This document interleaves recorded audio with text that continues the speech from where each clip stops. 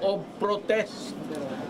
Lahat ng gustong magprotesta laban sa gobyerno, laban sa pulis, sa military o lahat, bagbabaan kayo dyan, magprotesta kami. Kami rin mga taga-gobyerno, ako magprotesta rin kasi ang aming sahod maliit, wala kaming equipment, wala kaming mga allowance.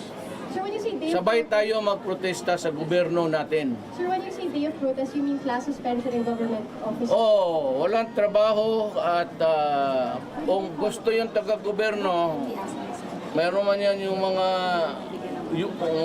union dyan, unions of created under government. They should participate. Sabi kasi ng military, pati yung rebels nila, the Red Army, come down here, I will not arrest you. I will not arrest you, but do not